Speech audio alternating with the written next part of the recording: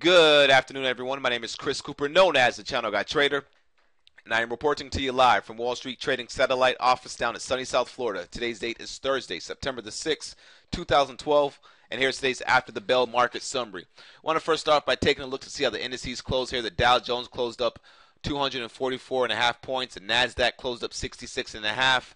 S&P 500 closed up a little over 28.5 points, closing at 28.68, up 2.04% here. Strongest index on the board today was the Nasdaq, which is up 2.17%. A lot of stocks up across the board. I mean, if we take a look at the breadth here, we had 4,980 issues advancing. We had 1,280 issues declining. 719 stocks making new highs. 99 stocks making new lows. So definitely the ball was in the Bulls' court today, and they took that by the horns, and they just kept on pushing strong here. All right, I want to start by first taking a look at the Russell 2000. We talked about the Russell 2000 being an area of focus for us going into today's session. If the market, if the ES was above 1212, sorry, if the ES was above 1412, and that was the play today. I mean, we opened up. Russell held the opening price, started trading high. The Nasdaq kicked it off by making fresh new highs, followed by the S&P, then followed by the Russell. I'm not sure about the Dow Jones because I don't track the Dow Jones intraday that much, to be honest with you. But I mean, Russell's looking pretty good here. We got that nice momentum move that we were looking for the fact that we had no congestion to the left of this chart until all the way back here in March. All right, which means that a break over today's highs and then a break over this high right here from 2 weeks ago would have gave a nice trigger for some participants that are looking to get along the market to buy the IWM. That took place today, and we had a nice explosive move. One way that we traded that via TNA. We bought the TNA 60 strike weekly calls at 90 cents. I sold mine at $1.45. We had some people in the chat room. They held on to theirs. It went to a high of $2.40, guys. So we're talking about more than 100% return by trading the weekly call options on TNA on a trade that was well detailed out, was well planned, and that we were well prepared for. And this is the type of stuff that we do when we're setting up for the market in the morning in our chat room at mywallstreettv.com. So if you haven't been there to the website wallstreettrading.com, make sure you check it out. And if you need to get the information and access to the chat room, you can contact me at ccooper@wallstreettrading.com, or as well, you can just go ahead and go to the chat room, mywallstreettv.com. Password to log into the room is SMART. In any case, let's go ahead and take a look back at the charts here. So going into tomorrow, we have the big employment numbers coming out tomorrow.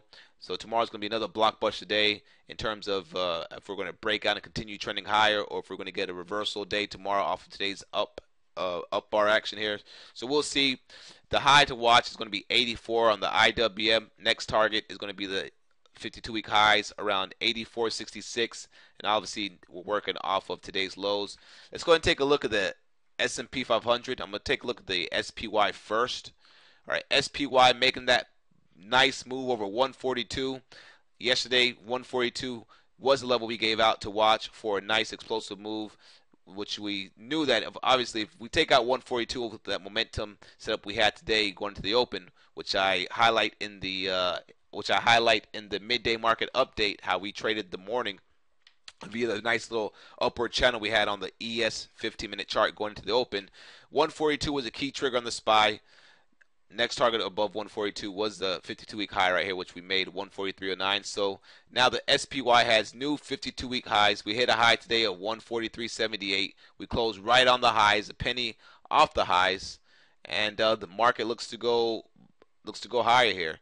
Next reference level to watch out for is going to be the upper part of this channel line right here. Upper part of this channel around, let's see, call it 144.58. If I bring my other screen over here real quick to show you guys some relevant levels. The monthly chart right here, this high from back here in May of 2008 is, let's see here, the high of that one is 144.30. So that's the next level to watch, 144.30. We break above 144.30. The next level to watch is going to be up here around 147. All right, so that's the levels to watch in the SPY. Now let's go ahead and take a look at the ES S&P 500 futures here. All right, S&P 500 futures. All right, guys, we've been tracking this one all along here. I hope you guys been paying attention to the previous videos, we've been highlighting the fact that we still remain and we're holding above that neckline from the head and shoulders pattern that we got back here in April and May. All right, and as long as we held above that trend line, like I've been telling you guys, we should have been expecting the market to move up. And as we were inside this channel, we got that move today, and now we're looking for the ES to come up here and test the top of the trend line from the shoulder, as you guys can see right here. And that trend line is going to come in around 1445. All right, so next level I'm looking for is 1445. Let me zoom in real quick here for you guys. All right, and again, this is a key trend line that we've been tracking for the past couple of weeks, even month or so here. And this is a little downward trend line that I drew in yesterday, and then we got that nice little breakout here. All right, so now our next target's the key trend line from the upper part of the range from the head and shoulders pattern from the right shoulder, and that is going to take us around 1445. All right, 1445 is the exact number. Let me bring over the weekly chart and the monthly chart so I can show you guys these levels that we're working off of here now. And this level from back here in May of 2008, this level is 1441. All right, so not much higher from where we're at right now. And then the next level to watch is going to be around 1482.75 on the ES. All right, so those are your levels to watch here. Obviously, we want to see that the ES holds above 1419.75. Actually, we want to see the ESR. We want to see the ES hold above 1424.75, which is a high that we made on the 21st of last month. Okay, taking a look at the Qs, triple Qs, nice breakout.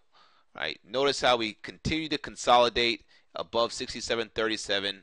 Obviously, the trend was higher, a nice little uptrend. You know, the chart is going from the bottom left to the upper right, so therefore the trend is favorable to the upside. If I add the moving averages here on the chart, you can see we remain above all the moving averages, and we got that nice breakout.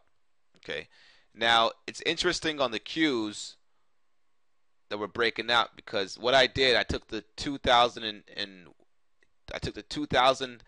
levels, the 2000 highs from on the Qs, on the Qs over here at 120.50 to the lows that we made back here in 2002. Of 1976, and Fibonacci retracements, we have the 50% Fibonacci from the tech bubble sell-off here. All right, it's going to be coming in around 70.52. That's about $1 higher. All right, if we break above that level 70.52, the next levels to work off of is going to be this 74.71 area. Qs obviously are the strongest index. Why? Because they had the best setup on the weekly time frame. Consolidated all last year. Broke out in the first quarter here, continued into like the April, pulled back, back tested the 60 level here, which was the top of the range. So back test held, and we've been going up ever since. Perfect breakout, back test hold, and continue higher on the weekly time frame. All right, we've seen those stocks make nice move high, make us some nice gains higher there. Take a look at Google. All right, making new all-time highs here. Sorry, not new all-time highs, heading back towards all-time highs though, but making a new 52-week highs right here, closing at 699.40. Excuse me. Taking a look at Apple, AAPL. Apple was a little bit weak this morning. I cited that in the chat room. I said, look, you guys, if we want this extra momentum to kick up in the market here, we need Apple to turn around, and that's exactly what Apple did, I believe. Let me bring up the 5-minute chart here, and that was right here. Right here, Apple was just chopping around while the market was looking good. So look, if it takes out the 673 level and starts acting well, and Apple can start getting up there, we can see a nice move. All right, so you have a nice little downward channel right there, and your breakout. So once Apple started kicking into gear, the market's really started getting a nice move higher there. So anyway, you know, Apple's looking good, hanging in there. All right, wouldn't be surprised if this stock makes new 52-week highs sometime tomorrow or next week if we get a nice little update in the markets. Google's looking good. Amazon. You know, they had the little event today where they were talking about the Kindle and how they're going to make money from the Kindle. Either way, Amazon holding above 250 in the short term here going forward is definitely going to be bullish on the stock. We should see some buyers come in that stock. Had some nice volume come in today. The highest volume sets back here from a month ago though. So So keep Amazon on watch. ExxonMobil, another stock to watch for the energy complex. Here, back above 88. Nice volume in there today, making new 52-week highs. All right, this is a good indicator that some of these energy stocks are going to start moving higher here. And just that we're looking at energy, let's go ahead and take a look at crude oil, see what crude oil did today. Crude oil, all right, crude oil. Let me bring up the USO, make it a little bit more visual for you guys here. All right, USO down a little bit today, 34 cents. We still remain above this 35 level here. The same way the crude oil futures are still above the 94 level. 94 is the main level to watch going forward. If we break below 94, we can see a nice move down, back down towards, I would say, $90 a barrel. But those are your levels to watch on USO and crude oil futures. Taking a look at gold. Gold was strong earlier this morning after they had the ECB meeting. Gold started selling off the highs. We did hit the target that I was looking for on the GLD around this 166 level. Same target I had highlighted on the gold futures around 1720. We didn't hit 1720, but we came very close to it here. We hit a high of 1716.90. It's just about $3 from that level that we gave you guys there. So nice action. We've been tracking the gold from the breakout. We've been tracking the breakout and the ES from those from holding above that key trend line that we highlighted in the past couple videos for the past month or so. And everything's looking pretty good. What I want to see going into tomorrow is that we hold most of today's gains. I don't mind if we sell off a little bit tomorrow, but I want to see that we hold a little bit of today's gains and really go from there. That's really about it, guys. Overall, everything had a nice, across the board was a nice update in the markets. We'll be able to see how we digest this move tomorrow, and we'll just work from there. But definitely the ball is in the Bulls' court. Hope you guys had a great day today. Make sure you come visit us at wallstreettrading.com. Fill out the form on the right-hand side on the home page so you can get your free trial of the My Wall Street TV. You can join us in the chat room at mywallstreettv.com. Password to log in is SMART. And we open up the chat room at 8:30 where we do our pre-market warm-up and find the killer ideas and the killer setups that we're going to attack in the morning. So I hope you guys had a great day, and I'll catch you guys tomorrow. Thank you very much. Bye.